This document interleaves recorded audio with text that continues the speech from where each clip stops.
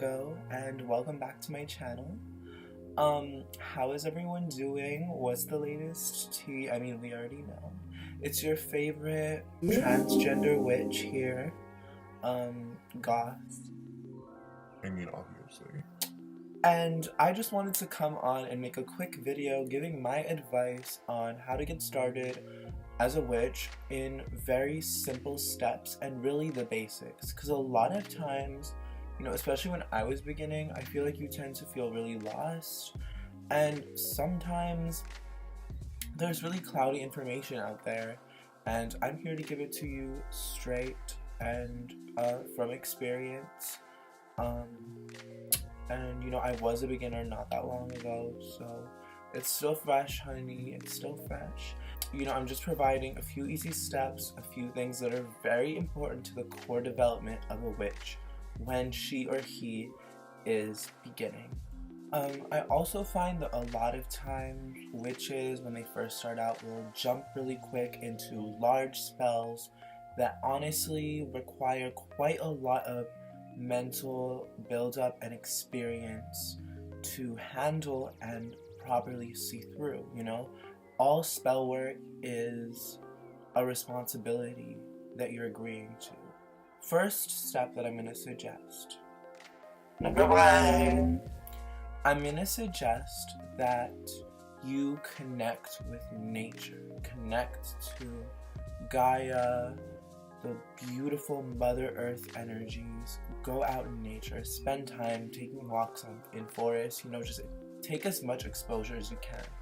Notice what you get drawn to the most, what you feel the most happiness around, or joy, or positive vibrations. You know, take time to observe and see the magic in the earth and in nature. Second step, and this is probably the most important step, is educate yourself. Learn, discover, explore. It's so important to learn in the craft. It's one of the core aspects of witchcraft. You should try to definitely read up on some books by at least a few different authors, watch YouTube videos of different witches. My channel. What I would suggest is, especially when you're first studying, stay open to different paths, you know? We always talk about your path in the craft. It's unique to you. And I suggest don't pick a label right away. Stay open. You know, if you're drawn to things, note them and you can definitely work within it. But I wouldn't limit yourself to one category. I also want to just do some suggestions for what you should look into when you study. Some core concepts would definitely be alchemy, law of attraction, and like the sciencey theories about witchcraft, because that could be a good basis for you. Definitely learn about the elements, definitely learn about the pentacle, the 8 holidays or sabbats that make up the wheel of the year. Definitely core concepts like as above, so below, or so within, so without, which is pretty much if your physical space is a certain way, it'll be the same for you. If your thoughts are positive, it will reflect on your reality. That's pretty much what it is. That's why when you do magic, you may say, this magic works as above, so below. As with the magic, so will it be with the universe. That is just how the universe tends to work. I would definitely say something else that's extremely important is the witch's pyramid, which is pretty much 4 basic concepts that describes what it means to be a witch and how the process of magic kind of works in a way. It starts off with to know, which is exactly what I just said, is to study and learn and continue learning no matter what, and always just keep studying. That is what's so beautiful about witchcraft, is the importance of education and knowledge, because we want to grow you as a person. The craft grows you in a most beautiful way because it grows your connection to your own consciousness and to the universe. To dare is another important one. It is about pushing your fear behind you and always moving forward and being brave and believing in yourself and in the power of your magic. and to have the guts to take things into your own hands sometimes and manifest things and take control of the situation by asking the universe's help. The next is to will. To will is about using your power of mind, using your ability to manifest and send and manipulate energy and working your magic. And not only that, doing the physical action alongside that to most successfully manifest your goal. And the last would be to be silent, which is actually kind of difficult for a lot of people and is actually quite crucial. It's about not talking about all your magical practices and sharing all your spell work and all your intentions.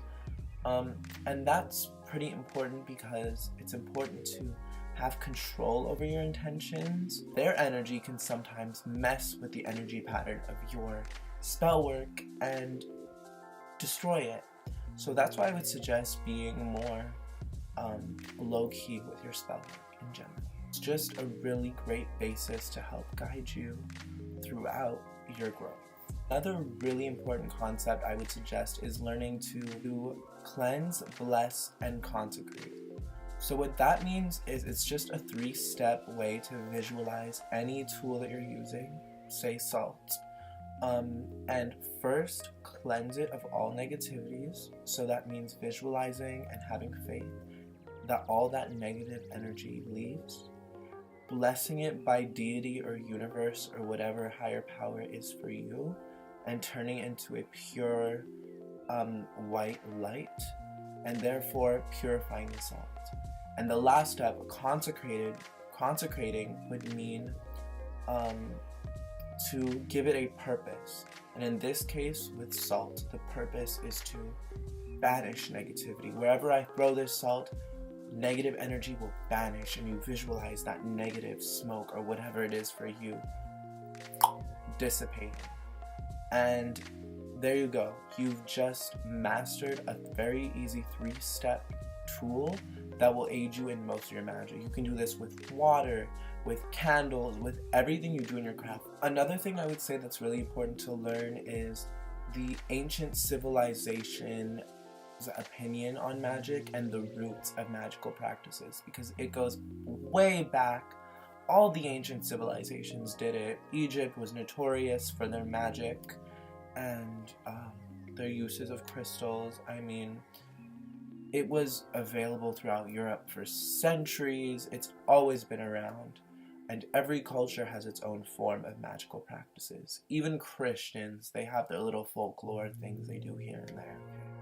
Third step, I'd say, is practice. And be patient with this practice. And be consistent with it. And over time, it'll grow. Don't give up. That's a really important thing. Because it's important to fail when you first have those first few spells once in a while. It's important to, I'm not saying it won't work. I'm saying it's more likely to not be perfect for you. And that's important, and that's how we learn and that's how we grow. It's important to definitely take your time with the way you develop your spell work. And that leads me into my 4th step. Start by beginning small practices that you can incorporate into your everyday life. This is so important because this is where you're going to get your basics. Now, I suggest by mainly first starting with using your mind as your only tool, because that is your most important tool. It's the only one that you truly need. That means trying things like meditation, maybe Tai Chi, just getting in a spiritual vibe. Definitely practicing concepts like creative visualization, which is pretty much visualizing the things that you want and the things that you would like to succeed in, and visualizing yourself with a positive future and drawing that in through faith.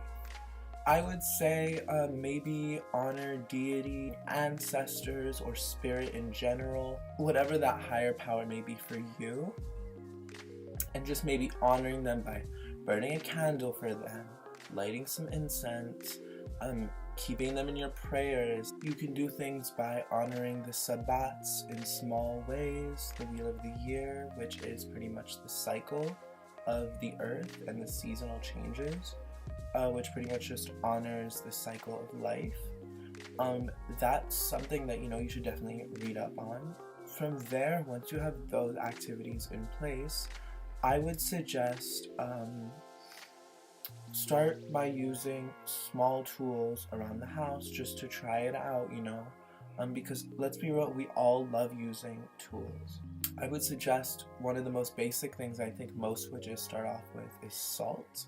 Salt is incredibly useful. You can use things like candles, incense, sage maybe, you know, to cleanse your space and yourself. You can definitely use other herbs that you can find in your kitchen, most probably. Like, I would say like the last step would be probably creating your altar or some sort of space of worship, or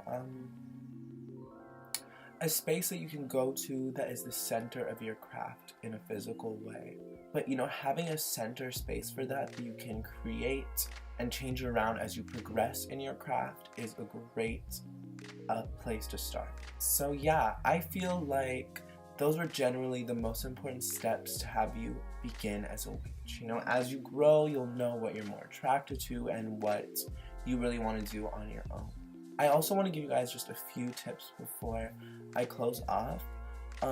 Definitely a good tip would be to not only develop your witchcraft and your abilities as a witch and as a healer, but also to grow your spirituality and your faith alongside that. Sometimes comes with maturity, sometimes just comes very naturally. And, you know, it can be achieved better through meditation and practice of your spell work. But generally, that's a great tool. Now, the last tip that I want to give you guys is just to remember that at the end of the day, the craft is custom to you. What may work for somebody else may not work for you. What works for you may not work for someone else. And it's important to just truly go with your instincts and let yourself go with the flow and let things naturally evolve. Don't worry too much. It may seem like it's a lot of steps, but if you're passionate about it and you follow your heart, the months of growth and learning will just slip you by and you will love what you're doing. And yeah, that's mainly all I wanted to say. I hope you guys learned something.